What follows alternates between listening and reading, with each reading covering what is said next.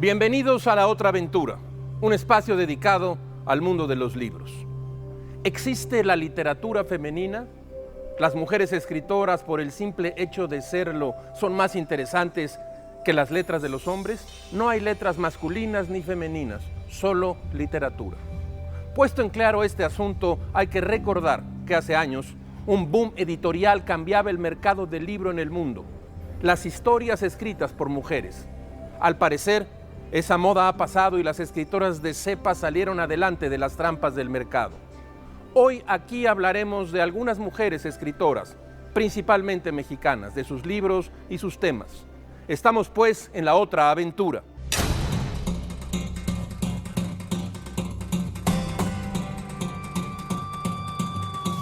En el año de 1985, una novela, Arráncame la vida, y una escritora, Ángeles Mastretta, aparecieron en la vida cultural mexicana.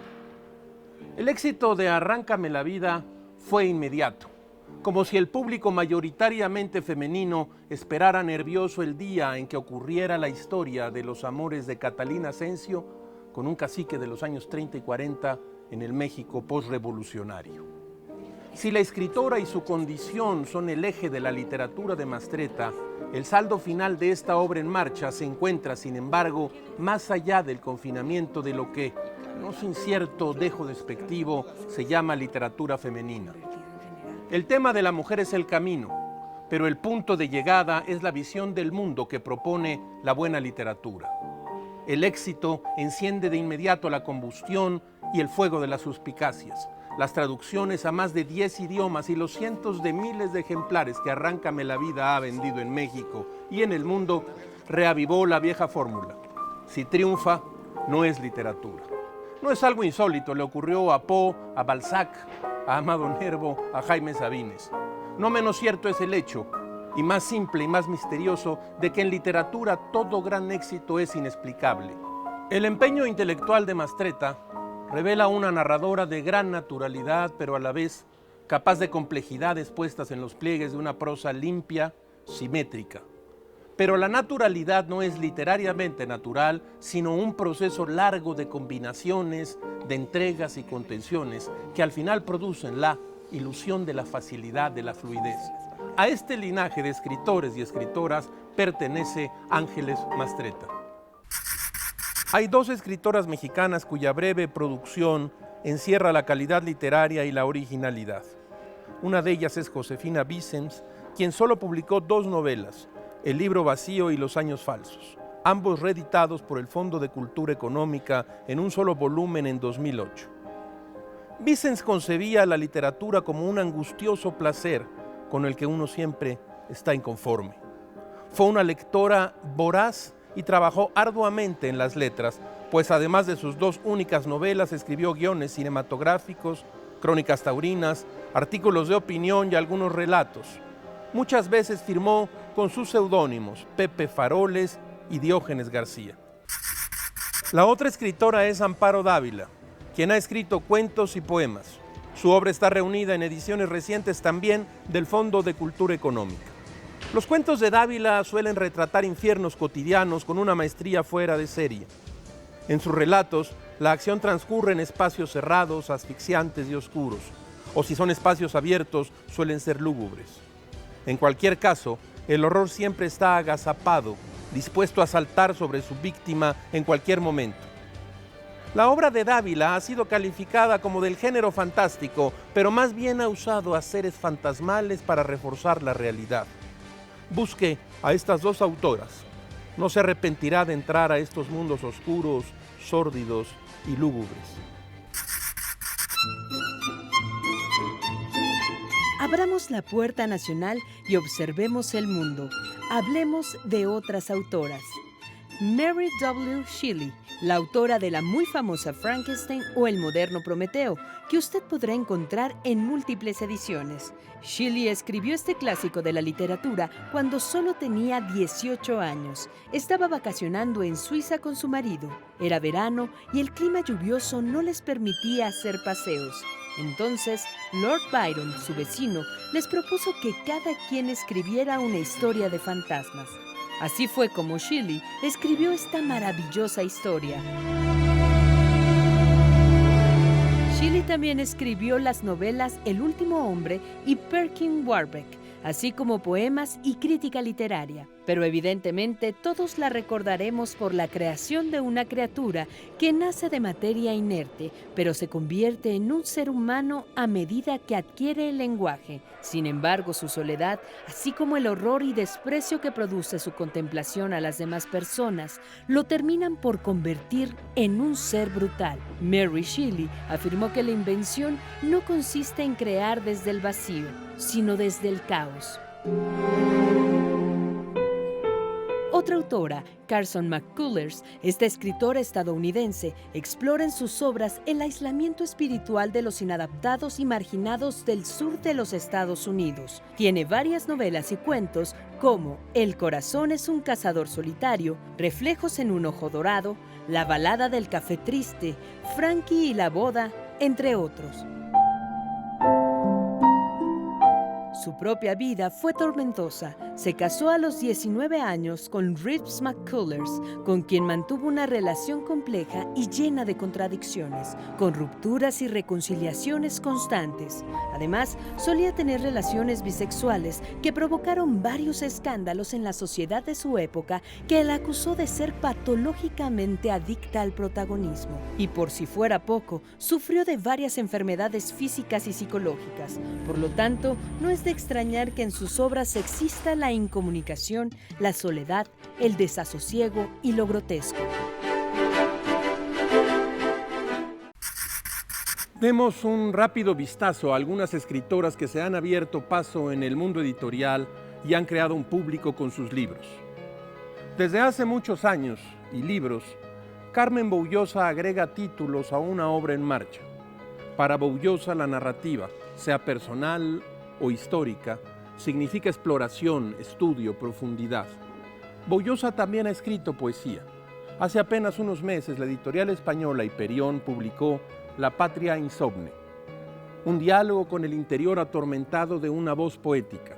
Se trata de la respuesta creativa y no poco melancólica a la violencia mexicana, a los más de 50,000 muertos, a la locura de la sangre y la desesperanza. La patria insomne de Carmen Boullosa. El nombre de Cristina Rivera Garza evoca una obra narrativa compleja que incluye títulos como No me verán llorar, de Tusquets en el año 2000, y La muerte me da, Tusquets 2007. Verde Shanghái se publicó hace unos cuantos meses y aborda uno de los temas centrales de Rivera Garza, la duplicidad, la ambigüedad, la doble identidad. María Espinosa, ama de casa bien casada, y Xian, misteriosa, libre, extraña. Cristina Rivera Garza. Esta historia reúne elementos frecuentes en la narrativa de Beltrán: humor ácido, teatro del absurdo, una prosa clara e incisiva, capacidad para tramar e interesar al lector. En otros libros, como El paraíso que fuimos de 2002, Alta infidelidad de 2006, estos elementos narrativos desatan a una narradora ligera, capaz de buscar en las profundidades oscuras de las relaciones de pareja. Rosa Beltrán. Una de las voces más atractivas de la narrativa mexicana, una escritora ágil, amena, inteligente. Ana García Bergua publicó en la editorial española Páginas de Espuma el libro Edificio. Tramas cruzadas, destinos paralelos, almas que convergen en cada departamento. En cada lugar hay un cuento que al final tocará la parte cotidiana y secreta de otro relato. Edificio, de Ana García Bergua. De entre las narradoras más jóvenes, Viviana Camacho destaca por su voz personal. Tras las huellas de mi olvido es un estudio de la memoria, del recuerdo y su contrario, el olvido. Un adolescente, un lenguaje duro, la inminencia de algo atroz. Una primera novela con fuelle, una primera aventura sin las pesadas utilerías que muchas veces sufren los narradores que debutan en las letras mexicanas. Viviana Camacho, Tras las huellas de mi olvido.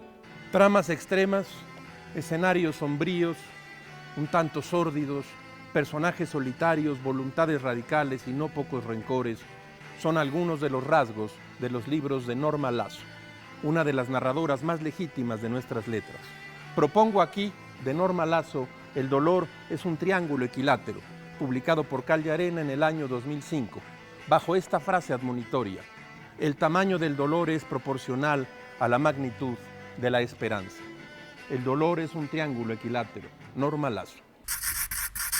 En el largo camino de la vocación periodística de Cristina Pacheco, un México pasa y se pierde entre las brumas, una prensa rara, extraña, si se le compara con la libertad casi irrestricta de nuestros días, un teatro de la memoria al que acuden personajes extraordinarios y, por cierto, no poco autoritarios, se llamen Fernando Benítez o José Pagés. Una mitología y una fundación, la primera piedra de ese edificio que se conoce como el periodismo moderno mexicano. Cristina Pacheco estuvo en ese lugar escribiendo la primera crónica. No es poca cosa en un medio que premia lo inmediato y encumbra con facilidad la simulación. La obra de Cristina Pacheco se hizo un lugar lentamente y sin pausa en el territorio del periodismo rápido, fiel a sí mismo. Constantemente estamos ante un conjunto cuentístico, pero a la vez frente a viñetas, estampas, incidencias, retratos de la vida en México en el alba del siglo XXI. En tiempos en los que nadie quiere reconocerse en tradición alguna, Pacheco se ha comprometido con su voz y con su pasado. En El dibujante de sombras de Ana Clavel, Giotto, un hábil dibujante de sombras, se convierte en el aprendiz de Johann Caspar Lavater, un pastor protestante del siglo XVIII.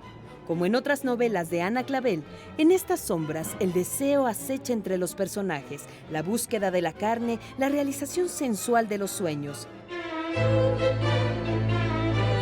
Esta es una de las historias del dibujante de sombras.